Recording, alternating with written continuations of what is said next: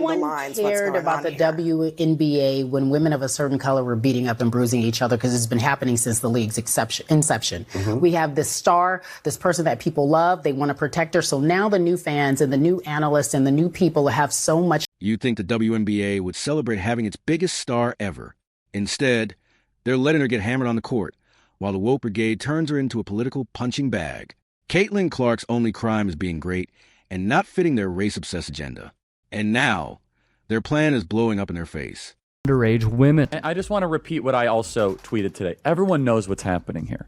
They are jealous because she is the best white player and one of the best players in the WNBA. And the WNBA is overwhelmingly black women. Why do you think the WNBA refuses to protect its most popular player? Is it jealousy, politics, or both? Let me know in the comments. Here's the thing no one on ESPN's daytime talk panels wants to admit.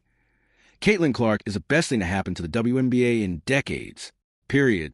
She's breaking records, selling out arenas, boosting TV ratings, and making the league relevant in a way it's never been before. That's not opinion. That's cold, hard fact. Since she entered the league, merchandise sales have exploded over 600%.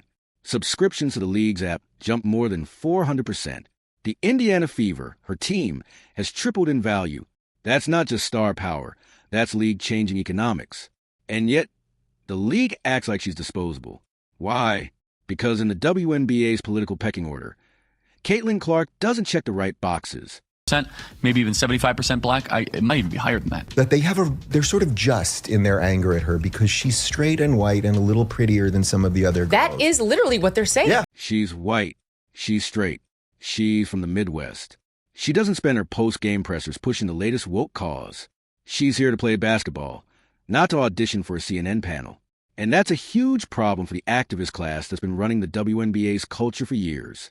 Let's talk Caitlin Clark. The players of the WNBA can't stand her. Why? Because she's white. It's abject, absolute racism. It's total racism. And one of the things that's been admirable about Caitlin is she just continues to play her game and put points on the board. But they want her on the knee. You'll bend the knee and you'll apologize for being white, and you will suck up to the black women who built this league before you, or you will be beaten, you will be assaulted, and you will be bullied with no friends. Half kidding that. The resentment isn't subtle. Players have said outright that the attention she's getting boils their blood. Aya Wilson, a 3-time MVP, came right out and said her rise absolutely has to do with race. Translation: we don't like that a white player is getting the shine. Let's be real, this isn't calling out privilege. This is bitterness dressed up as social commentary. These same players had years to grow the league, and they didn't. Then Clark shows up, instantly boosts ratings, and instead of using that momentum, they try to tear her down. And the tearing down isn't just verbal. She's getting physically targeted on the court in ways that would be national scandals if the roles were reversed. In her rookie season, she absorbed 17% of all the league's flagrant or hard fouls, more than double any other player. And those are just the fouls called by refs. The number is likely much higher if you include all the hits the officials miss. This is textbook targeting. It's harassment in plain sight. And the league's leadership? Silent. No special protections for their most valuable asset. No public pushback against the cheap shots. No suspensions for players who go over the line. Now, imagine if this were happening in the NBA to LeBron James in his prime. There would be outrage, fines, suspensions, and daily sports media meltdowns. But because it's Caitlin Clark, the wrong kind of star for their politics, the silence is deafening. Your earlier point, there was an incident recently. Alyssa Thomas, who happens to be African-American, grabbed Angel Reese by the throat and threw her to the floor. Flagrant 2, ejected from the game. The reason why that doesn't spark as much conversation isn't just that Caitlin Clark is a bigger star than Alyssa Thomas. It's because it's a black-on-black incident. Wow. And you don't have that dynamic that people can comment on, yes, but also exaggerate and make the entire story something. No one cared about the WNBA when women of a certain color were beating up and bruising each other, because it's been happening since the league's inception. We have this star, this person that people love. They want to protect her. So now the new fans and the new analysts and the new people have so... The hypocrisy gets even worse when you look at how certain incidents are covered depending on the players involved. Take the recent Alyssa Thomas. Angel Reese dust up. Thomas grabbed Reese by the throat and slammed her to the floor. Flagrant 2. Ejected. Pretty clear cut, right? But outside of a few highlight reels, the story evaporated. No week-long, what does this say about the league? Hand-wringing. Why? Because it was black on black. No race narrative to milk. No way to spin it into a culture war headline.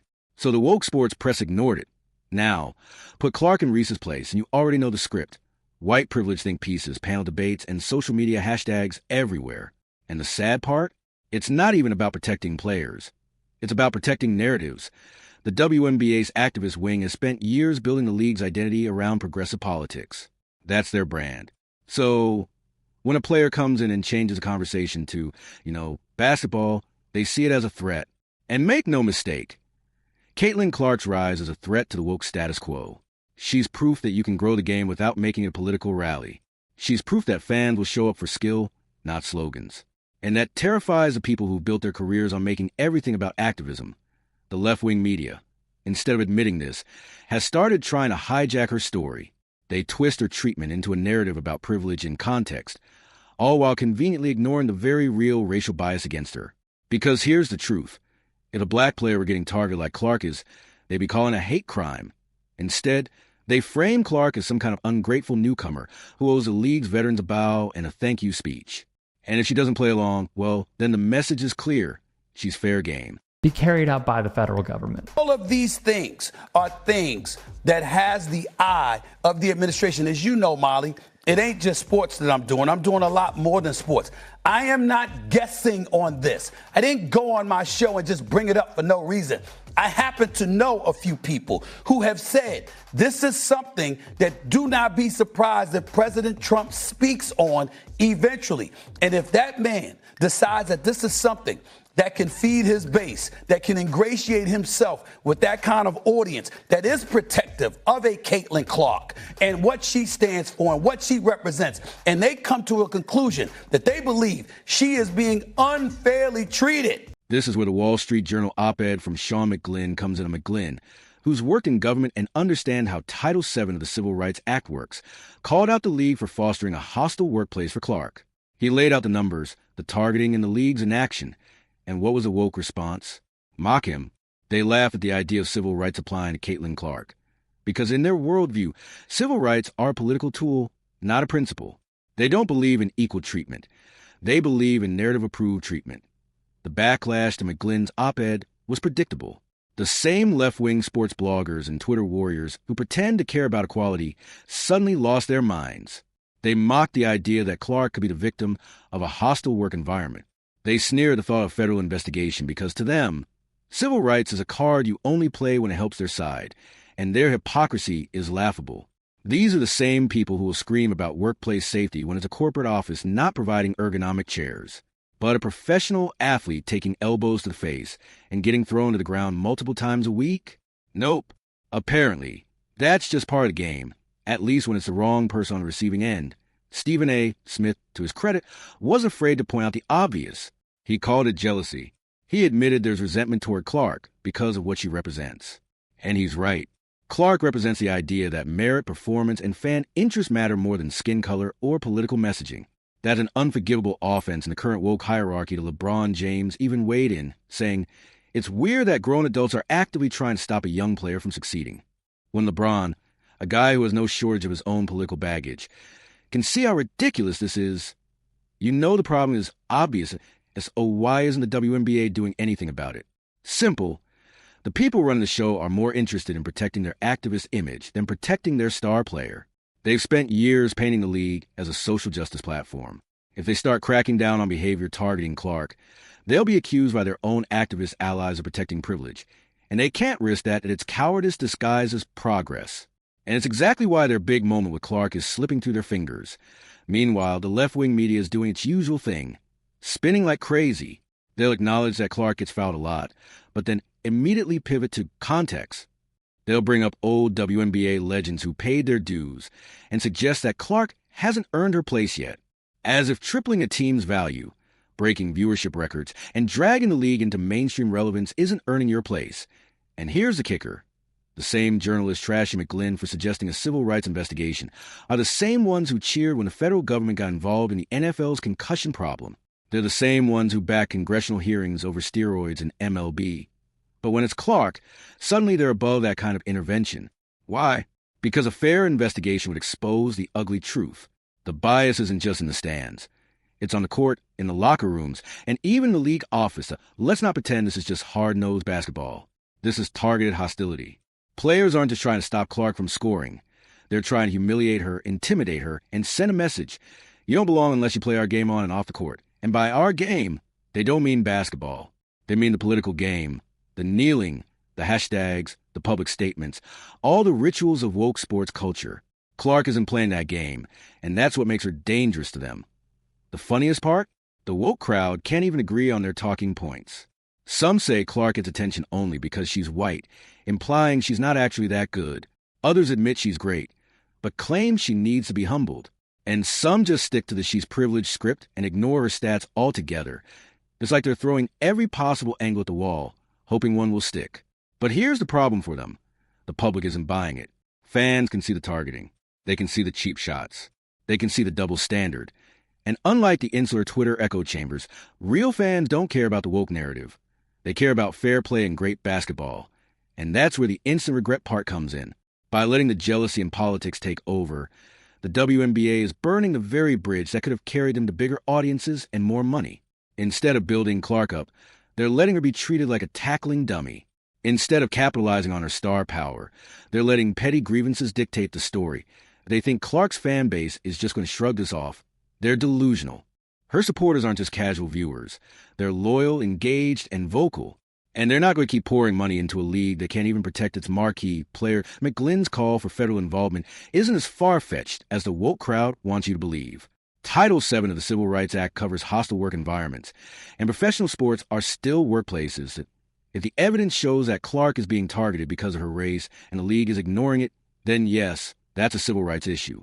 It's not about giving her special treatment.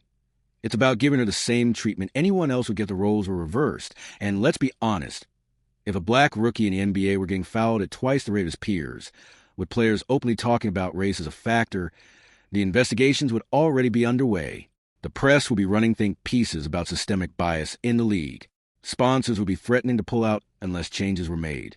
But here, crickets. Some on the right are already seeing the opportunity.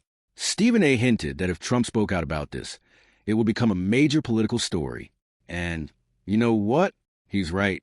Trump's base loves calling out woke hypocrisy, and this is a textbook case. If he turns this into a protect Caitlin Clark rallying cry, the WNBA will be forced to respond. And that's the last thing the activist class wants. Outside pressure they can't control, because once the spotlight's on, they can't hide behind their talking points. They'll have to explain why they ignored obvious targeting, why they let their biggest star take abuse, and why they allowed politics to trump fairness. The left-wing freaks who try to hijack Clark's rise for their own popularity plays are already starting to realize they've overplayed their hand.